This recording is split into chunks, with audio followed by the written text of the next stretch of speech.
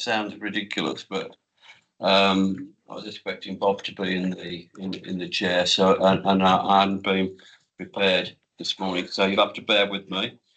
As you know, I've had a few weeks, a few months when I've not been here. So let's go on to item one. The apologies for absence. Do we have any, Wendy? Yes, Chair. We have apologies from Councillor O'Boyle and Councillor Slay. And for Councillor Slay, just say for the next item, nomination of substitute, we've kindly got Councillor Heather Delaney joining us for Solihull. Welcome, Heather. Right, we can move on to item 3 then. Do we have any declarations of interest from anybody? Oh, yes, Mahmood. Yeah, thanks. I did submit my declaration, but I think I need to add Birmingham Airport Holdings as well now. I was appointed as the director there. Can you say that again? I didn't quite catch it. Birmingham Airport. Oh, right, okay.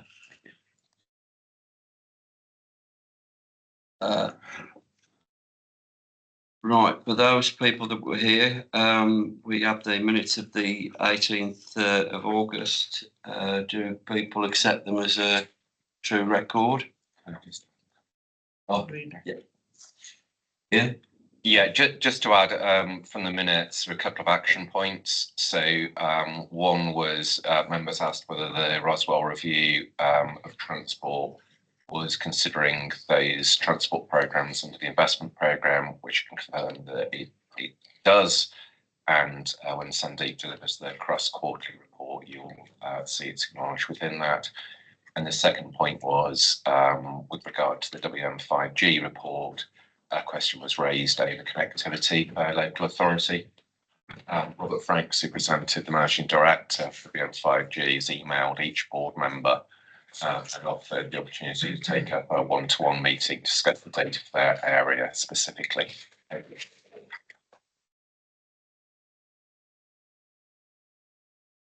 Okay, thank you, Ian. Does anybody else have any matters arising from those minutes before we accept them as a true record? No, are we happy with them? Yeah, thank you. At that point, then we move on to the investment programme update, and I'll throw open to Ian, please. Thank you, Chair. Funding commitment unchanged, 844.3 million versus the 871 million approved by CA. The limit is fully utilised by AML contributions approved by the WMCA board.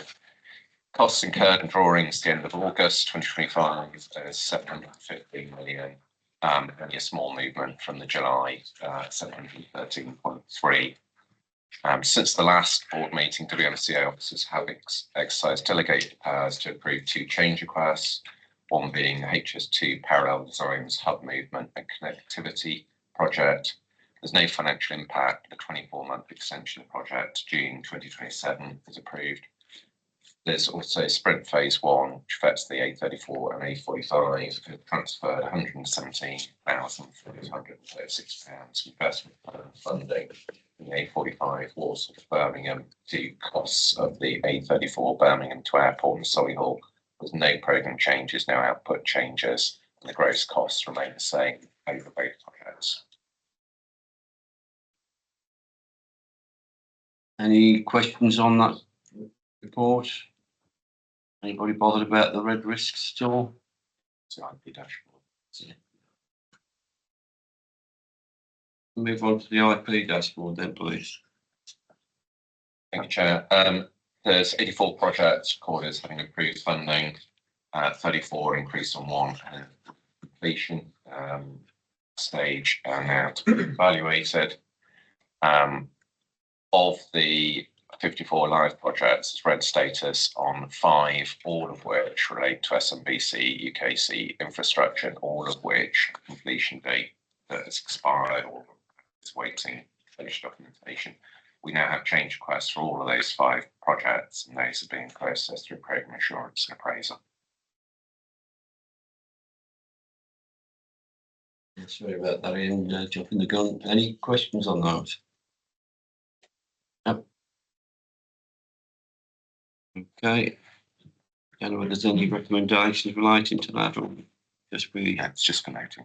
yeah, just noting. Okay. Thank you. We move over to item 6 then, please. That's Sandy. Thank you, Chair. This is one of the regular quarterly reports that we provide on CRSTS. So giving an update on where we are across the entire programme. I'm going to pick out the key elements of this because a lot of the information is the contextual information regarding the overall CRSTS programme. But what I just wanted to highlight is under section 7. So picking out where the programme has progressed since the last report. So just over 1.1 billion pounds of CRSTS funding has been approved against the overall programme. So that is expenditure that is within the single assurance framework, and it has a business case of some description. And that was at 31st of July 2025. And in terms of the actual capital spend, 457.8 million from the overall programme, that's as of the end of June 2025. So there's been some additional approvals following the update report where we base it around the end of March, but more importantly, where we are with things that have happened in the interim. So what sort of business cases have been approved? So we've had 6 programme business cases approved, 26 outline business cases that have been approved, 19 full business cases, and 19 projects have reached delivery stage, so showing a good performance across the region as a whole. Now, the risks haven't changed against the programme largely. The largest risks are around inflationary pressures that may result in cost overruns and the need to reduce scope of some of the projects across the overall programme. The maturity of projects as they progress to public consultation, so where there is or where there are views around things that could be deemed controversial, such as reallocating road space, removing parking to provide bus priority or active travel over car users, but also risks around potential problems for supply chain and simultaneous disruption on the network as we start to build more projects coming into delivery. So those are the headline risks. As Ian had pointed out, I would just like to provide a bit of an update on where we are with the Rosewell review as well. So following on from the query that was raised around what would be included within that, what I've set out in the report and is attached as well is the project charter for what we are doing as part of the Rosewell review. So following the publication of the West Midlands Growth Plan in July of this year, the Mayor has invited Bridget Rosewell to lead a review. And this is really about ensuring that we have alignment of future investment plans that are built on a good foundation of evidence and expertise. The actual review team is Bridget Rosewell and a core team from Prism Global. So a relatively small team that's working with a number of officers across the combined authority and our local authorities. And it really has 4 key overarching objectives. The first one is to produce a portfolio level prospectus, which sets out the West Midlands major investment opportunities that will support the West Midlands Growth Plan, the local transport plan, and wider strategic priorities. Now, this is the first key milestone, and it will culminate in the production of a West Midlands major investment prospectus, which is being produced in time for the UK Investment Summit on the 21st of October. The work is well underway around that, and I will come on into a minute just how we're engaging and getting the right levels of input from our local authority partners on that. The second objective is to review all existing and planned capital investments, including those in the original investment programme and the CRSTS1 programme. And again, this is about ensuring that there is a good alignment between those and the West Midlands Growth Plan, the local transport plan, and wider strategic priorities. The third objective is to review plans for the allocation of the transport for city regions, so what was previously known as CRSTS2, and make recommendations regarding how it could be used together with wider financial mechanisms to best unlock the region's major growth opportunities. And the final one is to do a bit of an inward look around existing systems and processes of the CA and our local authorities regarding the development and delivery of major capital investments, and make recommendations to how they can be further improved. And there's been a lot of learning over the past few years on the CRSTS programme, particularly around the processes around decision making and approvals, which we are continuing to work through. But again, this will look at that. In terms of the wider engagement on the Rosewell review, there's a number of groups that have been set up. So there is a review steering group that consists of chief execs from Wolverhampton, Sandwell and Coventry. And that is chaired by Anne Shaw as the Exec Director of Transport, and is supported by myself and Bridget Rosewell. There is also a political oversight group, which is chaired by Richard Parker, and it has Councillor John Cotton, it has Councillor Adrian Andrew and Councillor Jim O'Boyle as that political oversight group, and again supported by a range of officers. Now, I mentioned the prospectus, which we are working through at the moment. There is a discussion on that at the Mayor and Met Leaders meeting at the back end of this week. There's also a number of drop-in sessions with each one of the local authorities starting today, running up to Wednesday, to make sure inputs can be captured into that before we go into Mayor and Met Leaders on Friday, the 26th of September. So I will leave it at that, Chair. Happy to take any questions or comments that the board may have. Do you have any questions from the floor? Councillor Mahmood.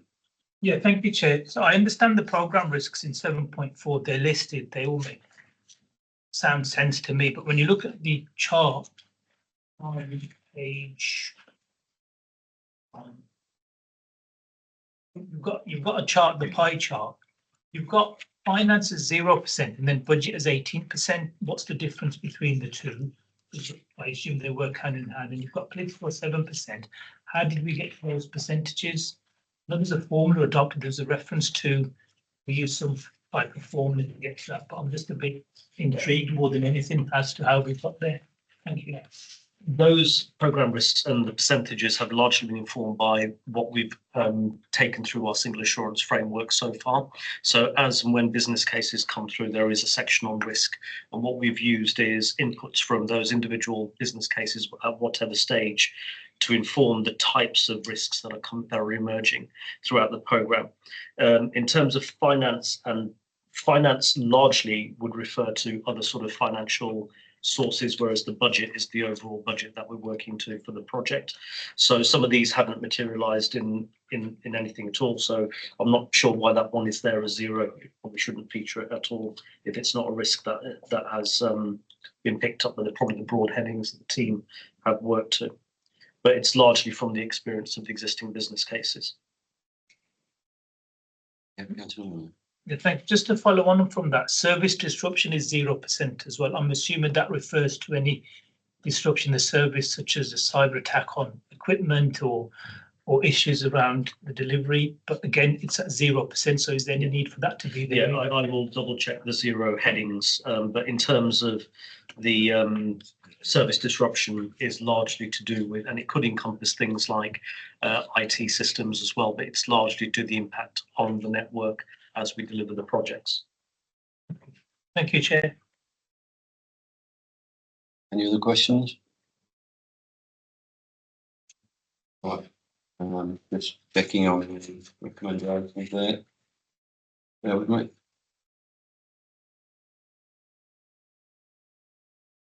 So it's just to note the progress made. So we're happy with that, are we? Yes, thank you. We move on to item 7, the A45 Coventry Road, Sandy, begin. Thank you, Chair. So this paper is for the approval of the full business case for the A45 Coventry Road Damson Parkway junction improvements, and based on an independent assessment of the risks and opportunities presented within the report, the appraisal recommendation is to approve the release of up to 16.4 million City Region Sustainable Transport Settlement for the delivery of this project. The second recommendation really is the standard one around delegating authority to our Section 73 officer. And I do need to make an apology. There are a number of references that haven't come through in the report. So where it says section error under the recommendations, that is referring to paragraph 11.16. We will make sure that does not happen in future reports. Just in terms of a summary and the matters for consideration, the project itself is one of the route is one of the most congested junctions in Solihull. The junction currently experiences congestion in the morning and evening peak periods, together with congestion during Jaguar Land Rover shift changes. Bus services also do get caught up in that congestion and do get constrained, hence affecting journey time, overall journey time and journey time reliability. As the board will be aware, there is significant growth planned around the UK Central Hub area, and that is likely to exacerbate those existing congestion issues further. There is a plan that shows the sort of headlines around the scheme under 2.2.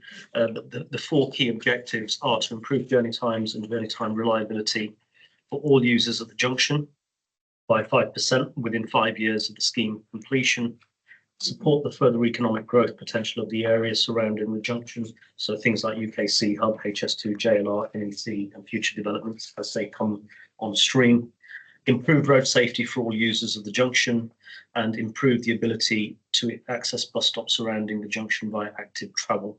So those are the key objectives. The project itself is at a mature stage, given that it's that final business case. The economic case summary does set out the present value of benefits and the present value of costs, which does give it a benefit to cost ratio of 2.89, representing high value for money in line with the tag value for money framework that is used for transport projects. There has been some sensitivity testing undertaken, so even an increase in the cost by up to 25% would still provide a high value for money throughout the tag value for money framework. There's been significant work done around the commercials, so that's through the SCAPE framework, which will allow the project to be delivered in conjunction with Balfour Beatty, who have significant experience of projects of this nature, but also this type and scale of project, which this has been benchmarked against in terms of costs and overall programme. So the funding I've set out at 16.4 million. There is a potential contribution from the airport of 100,000, which is would provide some additional funding. That is still being worked through, so that is not completely dependent on that materialising. As I said, Chair, at the start, this has been through our single assurance framework, and the independent review has recommended this project for approval. So I will pause there and take any questions or queries that the board may have. Councillor Bird. Did I hear you right to say, even if it were to be increased by 25%, as we know, all transport schemes run over. I just want to make sure that this isn't one of those, again, where we put the figure on the table, we start it, and then all of a sudden, oh yeah, we've got to finish it off because we started. I think it's a great idea, don't get me wrong, and it'd be a great benefit to both the Solihull and JLR when they get back to work. I should imagine it's quiet this week.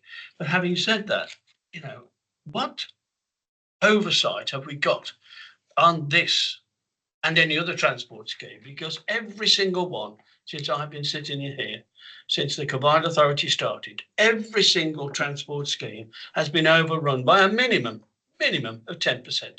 Now, you're talking here 16.5 million quid, 25%, you know, work it out, it's about 3-4 million quid, you know, for round figures. Never was any good at maths. And having said that, you know, there doesn't seem to be an acceptance that affects the bloody budget, you know, and I'm not having to go at you, but this is a repetitive thing on every transport scheme we have. Thank you, Councillor Bird. Can I just come in here? Yeah. I mean, I definitely agree with Councillor Bird on this, and I'm a bit surprised that the risk and investment appraisal is so thin in terms of risk, to be honest with you. And I'm wondering why there isn't more detail in there. that's the major risk, isn't it? The financial overruns and what have you. That's apart from the fact of delivery by March 27. So I'll comment on both those points if I may, Chair. So Councillor Bird, absolutely agree on your views around how do we make sure that we've got robust estimates around cost.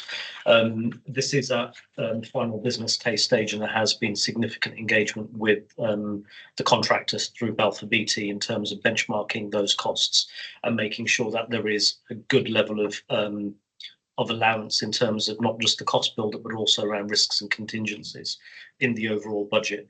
In terms of the 25%, that is a sensitivity test done to test how much you can have within the overall benefits of the project before we start losing the category of a very high value for money and it moving down. So that's where the 25% sensitivity test came from. Now, in terms of where we are with this particular project, like I say, it's at a mature stage in terms of it's ready for delivery, and that's one of the reasons why it's being presented here today, because the contract is about to be entered in with the actual contractors to get out on site, which takes into account your point around completion by March 27. In terms of oversight, this would be a scheme that is being managed and delivered by Solihull and its contractors. There is regular capital reporting that goes up through the various projects within the CRSTS to the Transport Delivery Overview and Scrutiny Committee, and we are starting to provide more granular information about where we are across all of our capital projects through that process. There will also be the opportunity to pick this up as part of the Rosewell review, as part of the systems and processes in terms of what other improvements need to be made around the reporting that happens for the major capital projects. But in terms of the processes that we go through to make sure that they are sufficiently robust at each of the business case stages have been followed, and we are continuing to follow those as we move through.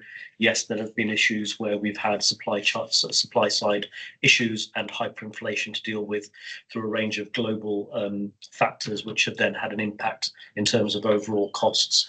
But what that is leading us to do is to think more carefully about those sensitivities that we need to apply, but also thinking about the various risk assessments that need to happen as we've moved through the projects and their various stages. Now, in terms of the risk appraisal that's attached, this is, again, because it's at such a mature stage now, a lot of the risks have been managed and mitigated through the strategic outline case and the outline business case. So this is what has been picked up now as the final sort of approval. We do have Walter on the call from Solihull, who's leading on this piece of work. So if Walter did want to come in on any other points around the risks, I would welcome him to do so. Up to you then, Walter. Thanks, Sandeep. Thanks, Chair. I think just a quick point to note. I guess I can't really comment on the experiences of others across the region, but I just to fully back up, I guess, what Sandeep has iterated there is that a lot of work has gone into mitigating those risks from the outset. So one of the big unknowns when you get out on site is what you might find underneath the pavements in terms of statutory undertaker services. We've done a lot of work with the statutory undertakers we've been through 2 or 3 different iterations in redesigning our scheme to ensure that it minimises impact upon those services. And yet still we've included within that £16.4 million, a £2 million contingency and risk pot, which is still a fairly significant proportion of the overall funding ask. So I can't comment on others' experiences, but we've certainly done our due diligence to try to ensure that we don't suffer the same fate that others may have done previously. I think what I would say here, Walter, Sandeep, is that what we've just had as a verbal report at least should have found its way into the risk assessment here, you know, and it's not there. As I say, I know you're saying there are a lot of risks have been mitigated, but there's certain risks that haven't, that don't fit in this report. As I say, it's a bit thin on that basis. But Councillor Mahmood. Yeah, thank you, Chair. There's always risks with construction projects, and we know that better than anyone else on this board. 11.8, 11.11, there's references, there's typo error, the reference to something, not the reference properly, just says error reference. I'm not sure what those two references are for. I mean, overall, I welcome the report and I support the recommendation. The junction is one of the most congested in Solihull, particularly due to peak hours and when Jaguar Land Rover shift changes. There is also a key access point for Birmingham Airport and for Jaguar Land Rover. And the airport now is at the busiest it's ever been, and based on the projections that we received last week, the passenger numbers will increase significantly over the short term, medium and long term. So this is most welcome. The junction also has, we've declared a road safety emergency, and we've just been looking at all of the routes in and out of the city. It does have very poor pedestrian and cycling infrastructure, just need an assurance that that will be looked into. We've said we're going to improve journey times by 5% and reliability. I think we need to aim for a bit more than 5%, given the amount of investment that's going into this. The access to bus stops, I think that's based on a 1-year projection to improve, which is most welcome. I think most of you are aware we declared a road safety emergency last year, so I just need an assurance that there will be the infrastructure built into the scheme to support our Vision Zero of having no deaths, such as red light cameras and some average speed cameras. Thank you, Chair. Walter, did you want to just? Sorry, Walter, you want to come back on what's been said, probably what I've said, yeah? Yes, thank you, Chair. I was just going to make the point, I guess, that the risks identified in the risk and investment appraisal paper that's included in the report pack is the risks that have been identified through the appraisal process to the CA associated with providing the funding. There's a comprehensive risk register developed by ourselves and our contractors that's included in the FBC that stretches far beyond that which is included in the paperwork. So just wanted to provide some reassurance, I guess, that there is a full risk assessment included within the FBC submission. I was just going to make the point as well, if I may, around the 5% active travel. Completely understand and take your view on that. I think the aim of this project is to release some of the congestion at one of the major congestion hotspots in Solihull, but also to future-proof the scheme so that it fits within larger interventions looking at the A45 corridor as a whole from a cycle perspective. So 5% is what we've assumed for this project, but we can influence that further through other projects that come down the line. Thank you. Councillor Lane. Thank you. And I think I'd just like to comment, coming back to your perspective about it perhaps being quiet this week with no JLR in, it actually isn't. The junction is still really busy, which I think shows the need for work to be done here. But also it's the future look at unlocking the ability to invest in UK Central and for that to bring some inward investment into the West Midlands area. So whilst we all know construction has its risks, I think this is a really vital area of development that needs to happen. Councillor Delany, I don't think there's anyone that's not in full support of this because of the actual infrastructure improvements that are required there. So there is one, I think. But Councillor Bird. Thank you, Chairman. Let me make it clear, I'm not against this. Matter of fact, I'm all for it. But my experience of transport schemes to date is very poor. We've got just spent millions and millions of pounds building 2 stations in Willenhall and Darlaston. And last month, we were told, oh, by the way, the train's not coming into Walsall anymore. Millions of pounds, and now we're not going to put the train into Walsall. That's the first thing. Secondly, just for the record, the Sprint Phase 2 for Walsall will be completed by the Commonwealth Games. True. It'll be in operation by the commencement of the Commonwealth Games. That's my experience of transport schemes. And so therefore, call me cynical if you like, but I, for my sins, had the transport portfolio, when we used to have portfolios, for a year, and I was glad to escape. I couldn't get on the bus quick enough. I really mean that. It's an absolute bloody mess. And I sincerely hope, and I'll say this to you, Walter, I hope you'll be able to keep track of these costs and that this board will be told if they overrun. Sorry, Anne Sandy, not having a go at you. I'm having a go at the system of transport. Yes, I know the Rosewell review might turn around and give us some ideas. It'll probably say, you know, Mike Bird's right for a change. But having said that, believe me, it's my experience to date. I'm, you know, totally and utterly appalled. You know, Camp Hill, I think that was 10% overspent. But the worst one is, I say, I don't know how many millions of pounds we spent on Willenhall and Darlaston Station, but to be told by the rail executive, oh, we've done the station, but we're not going to put the train into Walsall anymore. Thanks very much. How stupid is that? Points very well made, and the points taken, Councillor Bird. My concern is that obviously at a local level, Solihull will manage this as well as they can. And you've mentioned reports to scrutiny board.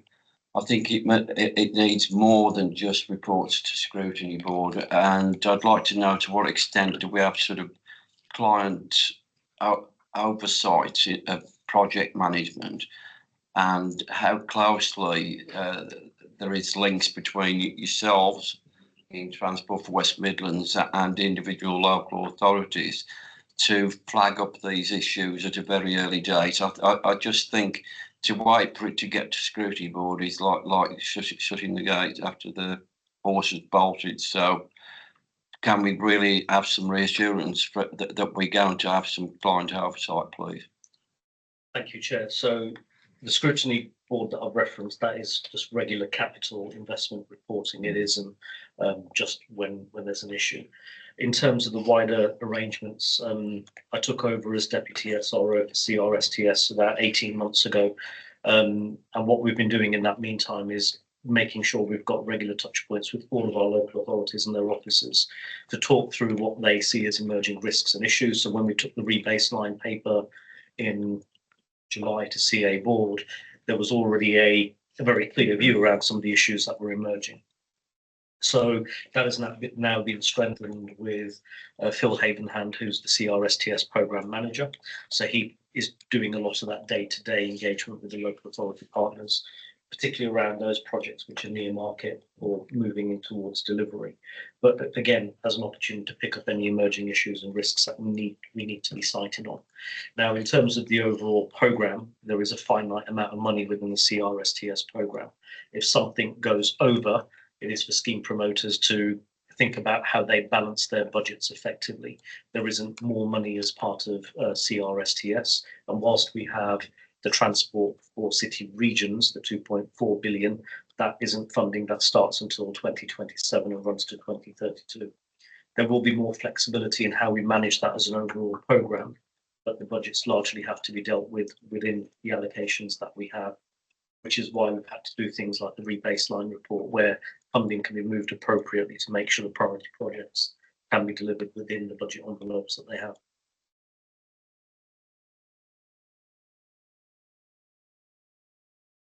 Yeah, you want? Sorry. I think the concern would be that there wouldn't be requests coming back, you know, like an open checkbook, and it affecting other parts of the Crust 2 programme in other parts of the combined authority area. I think that would be the main concern as far as we're concerned. Well, that's a clear message that we have been portraying as part of the CRSTS programme. It's not an open-ended pot of money. So as we've gone through the rebaseline, what we have done is where local authorities have indicated that they need more for a project, which of the other projects then is either being postponed or deferred as a result of that. Thank you, Sandy. Any other questions, please? No? Okay, we move to the recommendations, which are on page 45. Are we happy with those recommendations? Yes. With all our reservations? Yeah. Okay. Thank you very much.